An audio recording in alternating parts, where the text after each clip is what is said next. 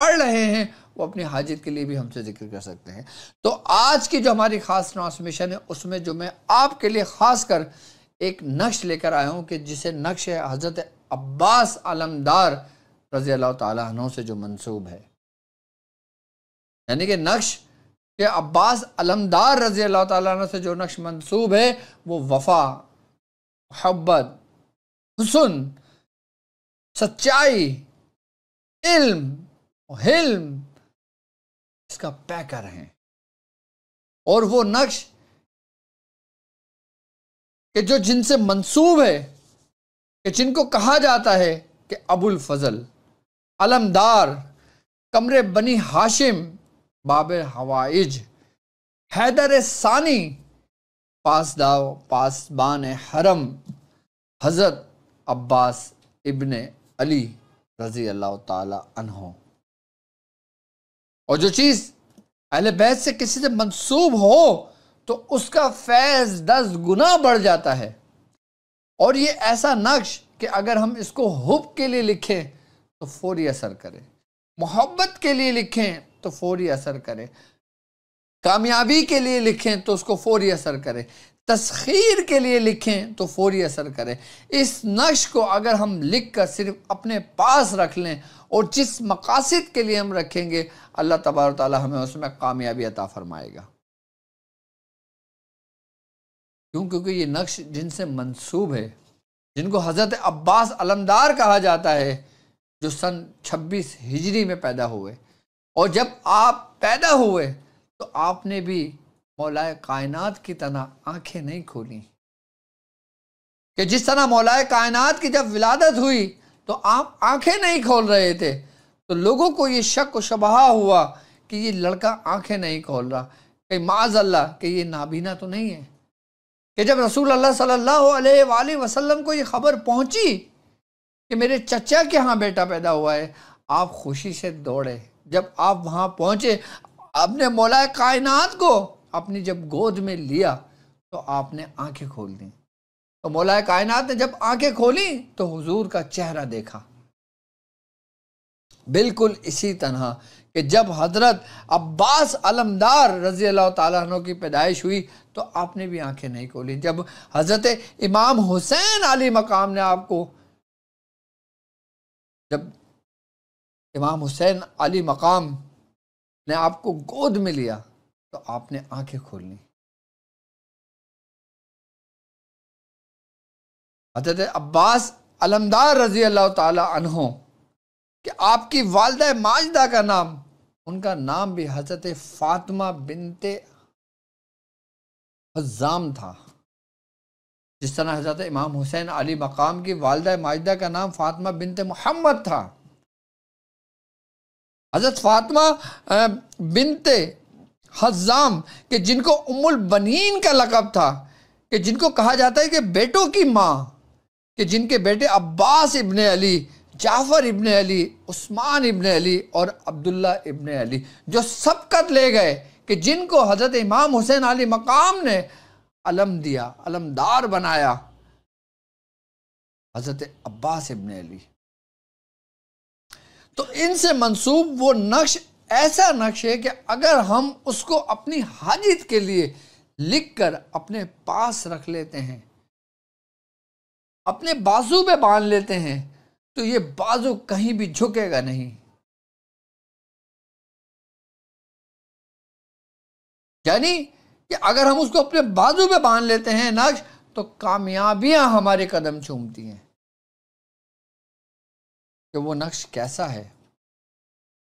حضرت عباس علمدار کا۔ اب اس نقش کی ترتیب کیا ہے، طریقہ کار کیا ہے، یہ میں آپ کو بتاتا ہوں۔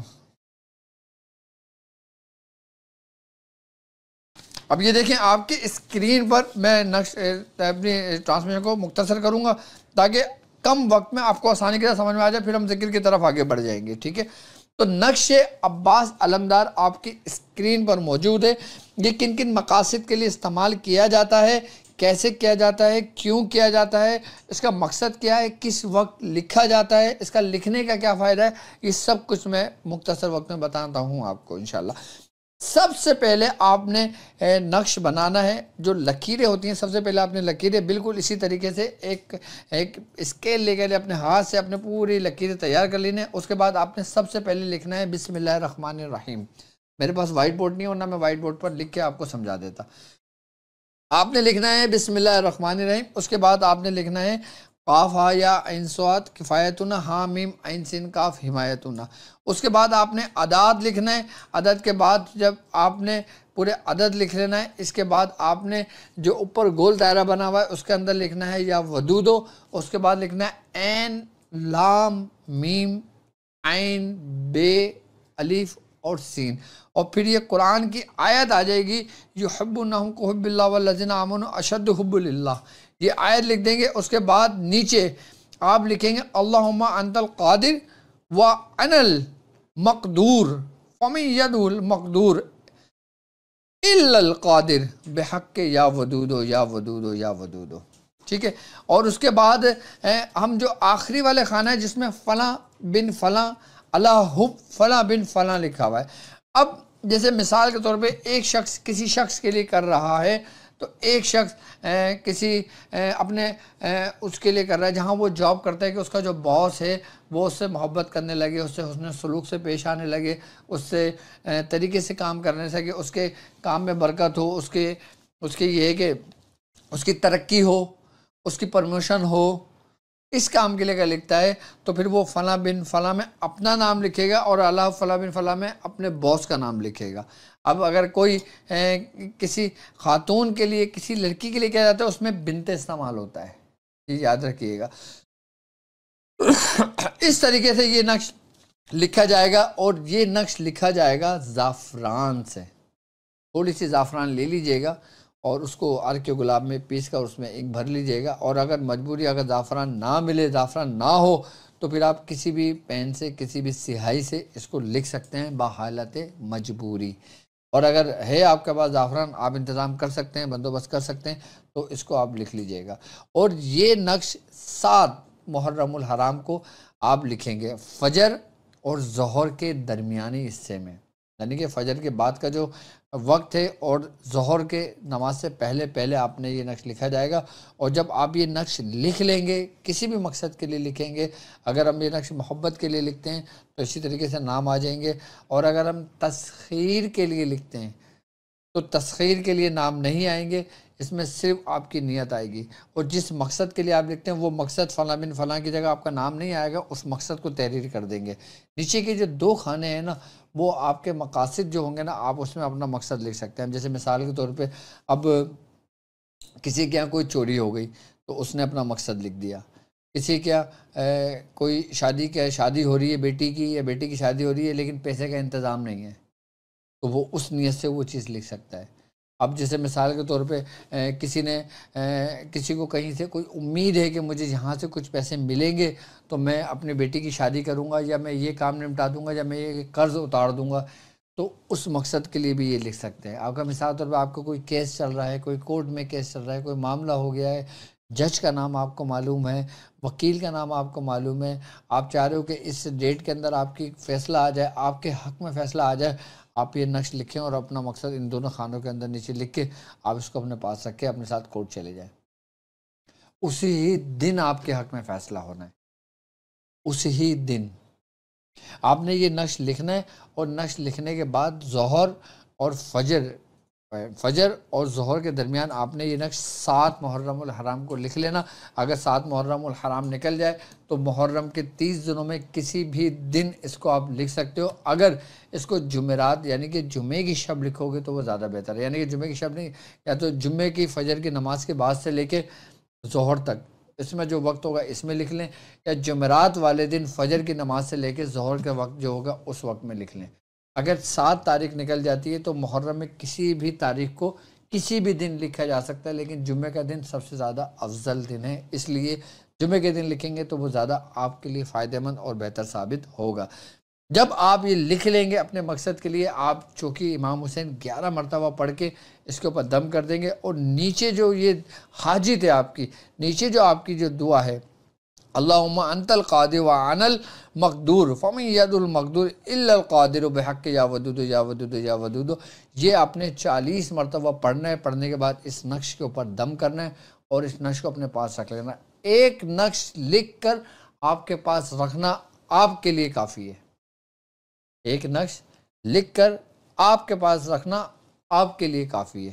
کیونکہ یہ نقش کس کس مقصد کے لیے، کیا کیا فائدہ ہے اور کن کن مقاصد کے لیے، یہ ہے کہ آپ مثال کے طور پہ جیسے حب کا معاملہ ہے تو حب کے لیے آپ اس کو بہتر طریقے سے لکھ سکتے ہو.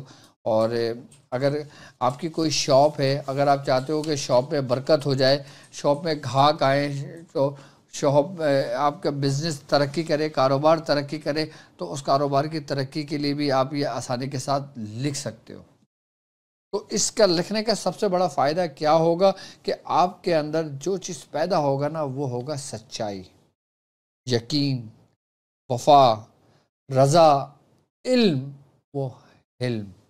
اگر جو لوگ علم کی تلاش میں ہو، جو لوگ روحانی علم کی تلاش میں ہو، جو لوگ عملیات کی تلاش میں ہو، اور جو لوگ دنیاوی علم حاصل کر رہے ہوں، کوئی کیمسٹری میں ماسٹرز کر رہا ہو، کوئی بایولوجی میں کر رہا ہو، کوئی میتھمیٹکس میں کر رہا ہو، کوئی انگلش میں کر رہا ہو، کوئی لاء پڑھ رہا ہو، کوئی انجینئرنگ کر رہا ہو، دنیاوی علم کے معاملات میں بھی، اس میں بھی کامیابی اور ترقی کے لیے آپ چاہیں کہ آپ کا ذہن تیز ہو، آپ کے بچے پڑھنے میں زیادہ اچھے ہو جائیں، آپ کے بچوں کا رزلٹ اچھا بہتر ہو جائے، آپ کے بچے مقصد ایک ایکسٹرا جو جینیس جسے کہا جاتا ہے نا، ایکسٹرا جینیس جو بن جائیں، تو آپ اسی نقش کو لکھ کر آپ اپنے پاس اسی مقصد کے لیے لکھ کے رکھ سکتے ہو.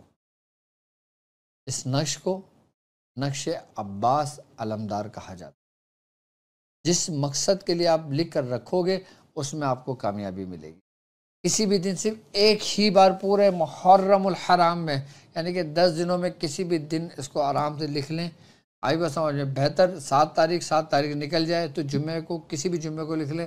جمعہ بھی نکل جائے، کوئی بھی دن ملے، فجر اور ظہر کے درمیانی حصے میں جب آپ نماز پڑھ سکتے ہو، جو وقت نماز پڑھنے کا ہو، آپ اس میں یہ نقش لکھ سکتے ہو. بہتر زعفران کے معنی سے لکھنا ہے، اور انشاءاللہ تعالیٰ ان مقاصد میں اللہ تبارک تعالیٰ آپ کو کامیاب کرے گا، جس مقصد کے لیے آپ لکھو گے، جس مقصد کے لیے آپ پڑھو گے. اور میری طرف سے آپ کو اس نقش عباس علمدار کی اجازت ہے. آسان نقش تھا اس لیے میں نے آپ کو سمجھا دیا، اور ظاہر سی بات ہے اس کے نقش کی تاثیر ہے، اس نقش کی تاثیر ہے، کیونکہ یہ حضرت عباس علمدار رضی اللہ تعالیٰ عنہ سے منسوب ہے یہ، اس لیے اس نقش کی تاثیر بھی ہے، اس نقش کا فائدہ بھی ہے. اچھا وہ لوگ کہ جو لوگ بری طریقے سے متاثر ہوں، کسی معاملات میں چادر میں گھرے ہوئے ہوں، پریشانی میں مبتلا ہوں، گھر کے اندر سکون نہ ہو، یہ نقش کسی بھی وقت جو وقت بتایا گیا ہے اس وقت میں یہ نقش لکھ لیں. لکھنے کے بعد اس کو اپنے گھر میں کہیں بھی لگا دیں. اچھا جو فلاں بن فلاں اللہ فلاں بن فلاں کا جو لفظ ہے، یہ کوشش کریں گے اگر کسی محبت کے لیے کر رہے ہوں گے، میاں بیوی کی محبت کے لیے کر رہے ہوں گے، تو شوہر کا نام پہلے آ جائے گا، بیوی کا نام بعد میں آ جائے گا. اب جن میاں بیوی میں جھگڑے ہوتے ہیں، فساد ہوتے ہیں، تو اور معاملات ہوتے ہیں، جو معاملات خلا تک بات پہنچ جاتی ہے، طلاق لینے پہ بات پہنچ جاتی ہے، کورٹ میں کیس چلا جاتا ہے، اب شوہر کو پچھتاوا ہوتا ہے کہ یار اس سے غلطی ہو گئی، اب وہ میری بیوی جو ہے وہ خلا لے رہی ہے، اب وہ کیا کرے. وہ یہی نقش لکھ لے، اپنا نام لکھے پہلے فلاں بن فلاں میں، جیسے شاہد بن فلاں رضیہ، اور پھر اپنی وائف کا نام لکھ لے جیسے رضیہ بنت شہناز، جیسے اپنا نام لکھ لے، اور نام لکھنے کے بعد پھر وہ اس نقش کو اپنے پاس رکھے اور اپنے ساتھ لے جائے. انشاءاللہ اس کی بیوی لوٹ آئے گی.